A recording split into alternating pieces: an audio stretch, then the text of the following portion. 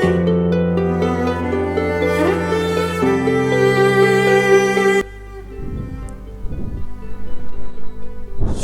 negeri akhir zaman. Mereka yang senantiasa berdiri tegak di bumi Syam. Assalamualaikum warahmatullahi wabarakatuh, Sobat Nyebi TV dimanapun saat ini Anda berada. Bumi Syam yang diyakini sebagai negeri akhir zaman, sebuah negeri yang disebut sebagai benteng terakhir umat Islam, di mana kelak berbagai peristiwa akhir zaman akan berlaku di sana. Tempat di mana iman itu berada. Ketika bumi diliputi berbagai macam fitnah dan tipu daya, bumi Syam akan tetap menjadi pedoman yang menuntun kita. Dalam kesempatan kali ini, Nyebi TV akan mengulas tentang negeri Syam dan berbagai keutamaan yang terdapat di dalamnya. Besar harapannya, apa yang Nyebi TV sampaikan dapat bermanfaat dan menambah hasanah wawasan kita. Sehingga jika dirasakan demikian, maka sekali lagi Nyebi TV mengajak Anda untuk mengklik tombol like dan subscribe serta menyalakan tanda loncengnya untuk selalu mendapatkan update berita terbaru dari setiap video yang akan Nyebi TV unggah kemudian.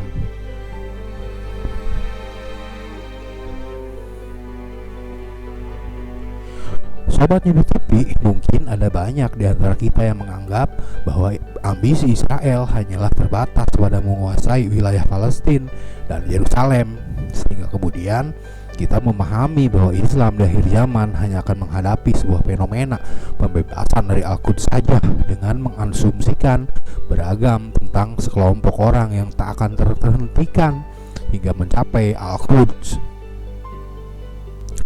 Meskipun kemudian yang diasumsikan itu sama sekali tidak terlibat dalam merintangi dan membendung berbagai ambisi jahat Israel atas pendudukannya di bumi Palestina. Sebagian kita mungkin ada yang tidak memahami bahwa bagi Israel bumi Palestina saja belum cukup, melainkan negara mereka harus membentang dari mulai sungai Mesir hingga ke sungai Efrat, yaitu berarti wilayah-wilayah dari Mesir, Suriah, Lebanon, Irak, bahkan sebagian Arab Saudi haruslah menjadi wilayah dari negara mereka, di mana ambisi-ambisi itu terus mereka wujudkan dengan mencaplok daerah dataran tinggi Golan hingga ke Lebanon Selatan. Ambisi itulah kemudian yang mereka yakini sebagai sebuah janji atas mereka sesuai yang tertuang dalam perjanjian antara Allah dengan Nabi Ibrahim yang menyebut kepada keturunannya lah wilayah yang membentang dari sungai Mesir hingga ke sungai Efrat itu akan diberikan. Walaupun kemudian mereka lupa bahwa keturunan Nabi Ibrahim itu tidaklah hanya Ishak saja, melainkan juga Ismail dan lain-lain.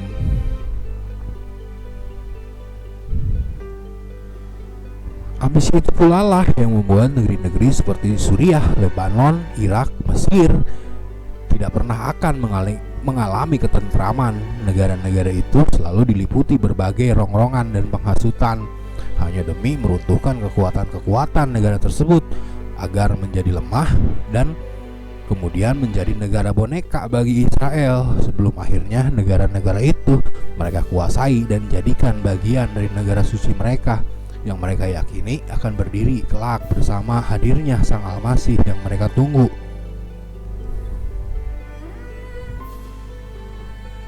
Ambisi itu pula lah yang membuat negara-negara yang menjadi target dari ambisi itu terus melakukan perlawanan dan enggan takluk hingga detik ini. Bahkan tercatat dari 6 jam setelah negara Israel didirikan tahun 1948, Israel langsung diserang dari berbagai penjuru melalui sebuah peperangan Arab Israel tahun 1948 yang melibatkan negara-negara seperti Suriah, Lebanon, Mesir, Irak, Yordania yang menganggap keputusan Perserikatan Bangsa-Bangsa yang memberikan 55% dari keseluruhan tanah bumi Palestina bagi orang-orang Yahudi.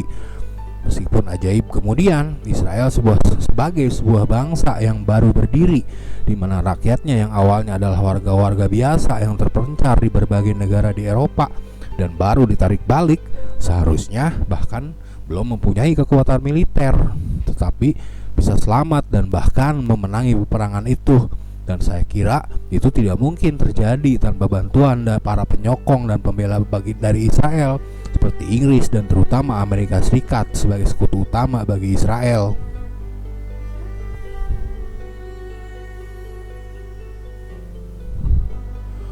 Peperangan antara Arab dan Israel kemudian berlanjut pada krisis terusan Suez tahun 1956, di mana langkah Presiden Gamal Abdel Nasser dari Mesir yang menasionalisasi terusan Suez kemudian menimbulkan Israel mendirikan aliansi militer bersama Inggris dan Perancis dan menyerang Mesir. Peperangan ini kemudian berhenti diakibatkan ancaman dari Nikita Khrushchev, pemimpin Uni Soviet pada saat itu, yang mengancam akan menjatuhkan bom nuklir kepada negara-negara musuh Mesir. Ancaman Khrushchev tersebut menjadikan Amerika Serikat turun tangan dan mengancam memberikan sanksi ekonomi kepada Inggris, Perancis, serta Israel jika tidak menghentikan perang. Konflik Arab dan Israel kemudian berlanjut pada tahun 1967 lewat peperangan yang dikenal dengan sebutan peperangan 6 hari atau Six Day Wars, yang diakibatkan aneksasi atau pencaplokan Israel atas wilayah-wilayah semenanjung Sinai di Yerusalem, dataran tinggi Golan Suriah, dan jalur Gaza, di mana upaya pencaplokan atau aneksasi ini menimbulkan gerilyawan Palestina dari Lebanon, Yordania, dan Suriah meningkatkan serangannya terhadap Israel.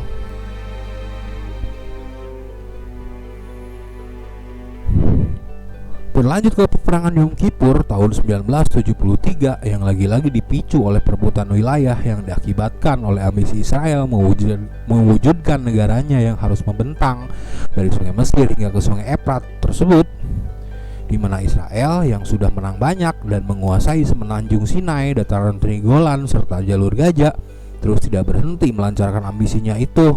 Peperangan ini kemudian menimbulkan sebuah peristiwa embargo minyak yang dilancarkan Arab Saudi terhadap Amerika Serikat, yang sempat membuat Amerika Serikat mengalami krisis ekonomi dan badai inflasi, sebelum akhirnya tertolong dengan kesepakatan petrodolar yang dilakukan dengan Saudi Arabia, di mana Saudi kemudian menyepakati minyak hanya bisa dibeli dengan menggunakan dolar. Sobat Newbie TV, langkah ambisius Israel yang didukung sekutu-sekutu utamanya seperti Inggris dan Amerika Serikat terus berlanjut dan melebarkan sayap ke Lebanon Selatan. Israel kemudian menginvasi Lebanon dalam Perang Lebanon tahun 1982, di mana dari kesemua rentetan fakta itu dengan sangat gamblang terungkap bahwa ambisi Israel yang didukung sekutu-sekutunya Inggris dan Amerika Serikat untuk menjadikan negara Israel yang membentang dari Sungai Mesir hingga ke Sungai Efrat sangatlah nyata. Sehingga rentetan ambisi itu kemudian memunculkan sebuah fakta nyata tentang mereka-mereka yang tidak pernah berhenti untuk melawan dan merintangi ambisi jahat Israel tersebut. Mereka-mereka yaitu negara-negara seperti Suriah, Lebanon, Mesir, bahkan hingga ke Libya, dan terakhir Iran pasca lepasnya mereka dari kekuasaan rejim Shah Reza Pahlavi dan revolusi Iran meletus tahun 1979. Iran kemudian bermetamorfosa menjadi kekuatan utama yang berada di belakang poros perlawanan bagi ambisi kekuasaan Israel di bumi Syam.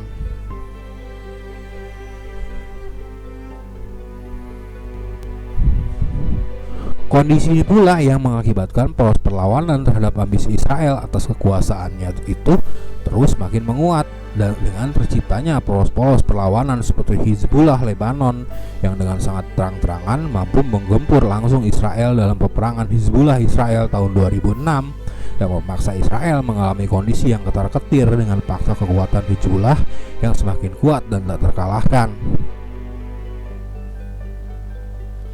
Bahkan hanya Iranlah kemudian yang mempunyai pasukan khusus yang dinamai Brigade Al-Quds yang dipimpin oleh Jenderal Qasim Soleimani, sebelum akhirnya sang jenderal wafat karena diserang oleh Amerika Serikat dalam kunjungannya ke Irak, di mana wafatnya sang jenderal besar yang sangat dihormati dan disegani itu tidak lantas memupuskan perjuangan dari blok perlawanan bumi Syam atas ambisi kekuasaan Israel, melainkan justru semakin meningkatkan semangat patriotik dari kelompok perlawanan untuk tetap berdiri dan menantang ambisi jahat Israel mewujudkan Imperium Israel Raya yang harus membentang dari mulai Sungai Mesir hingga ke Sungai Efrat, hingga tercapainya tujuan mereka untuk membebaskan Al-Quds Yerusalem sebagai kiblat pertama bagi umat Islam di tengah permusuhan dan ketiadaan dukungan dari negara-negara saudara-saudara mereka sendiri.